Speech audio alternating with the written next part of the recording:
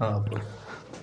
Hello guys, अभी अभी एक नया नोटिफिकेशन निकल के आया है मिनिस्ट्री ऑफ रेलवे की तरफ से, गवर्नमेंट ऑफ इंडिया। ये जो नोटिफिकेशन है ये म्यूचुअल ट्रांसफ़र के लिए दिया गया है, जिसमें कि ये बताया गया है कि अभी पीसीपीओस की मीटिंग हुई थी और वहाँ ये देखा गया है कि लोगों का म्यूचुअल जो ट्रांसफ़र है वो डिले किया जा रहा है। तो उन लोगों ने इस बार एक अलग से नोटिफिकेशन निकाला है जिसमें बताया गया है कि कितने दिन में कौन सा म्यूचुअल ट्रांसफ़र आगे बढ़ेगा और कहाँ कहाँ से आपकी फ़ाइल निकलेगी। तो इन्होंने जो पहला स्टेप रखा है वो है forwarding application by supervisor to personnel department of division. मतलब आपका जो सुपरवाइज़र है, जैसे मैकेनिकल डिपार्टमेंट का सीनियर डीएमई, इंजीनियरिंग का एडीएन, तो इनसे कितने दिनों में फ़ाइल निकलेगी पर्सनल डिपार्टमेंट मतलब सीनियर डीपीओ के पास। तो ये बताया गया है कि it should be verified at stages that the prescribed application form is complete in all respects, duly signed by both employees, and the information given therein is correct. In case of workshop staff, this will be done at workshop itself. 10 days मतलब 10 दिनों में आपकी जो file है वो दोनों तरफ से चेक होके और निकल जानी चाहिए।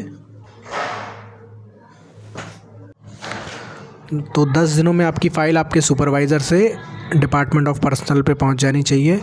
उसके बाद जो सेकंड स्टेप है इसमें forwarding by divisional personnel department. आपका जो पर्सनल डिपार्टमेंट है वो जब आगे बढ़ाएगा तो 15 दिन में उसकी फ़ाइल आगे बढ़ जानी चाहिए।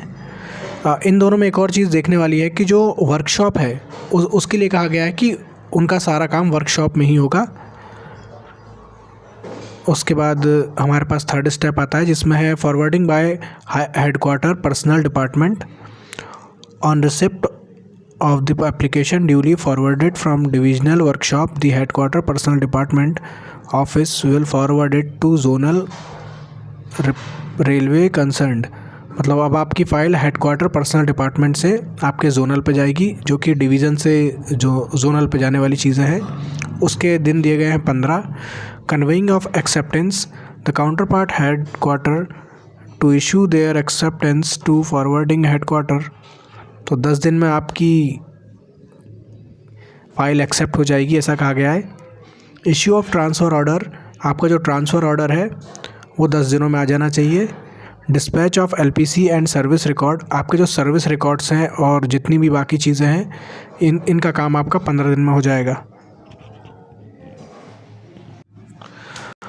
उसके नीचे जो कहा गया है, further board's letter dated 9/5/2018 also stands retarded stating that all mutual transfer cases where NOC has been given to both the railways accepting and relieving both the employees should be spared immediately within a week without either unit waiting for the reliever.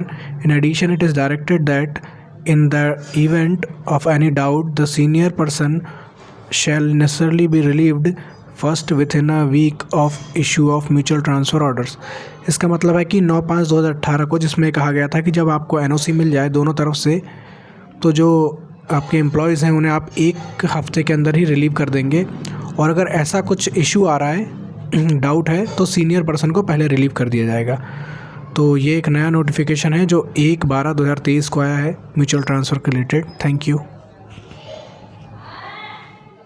तो ना बीच में जो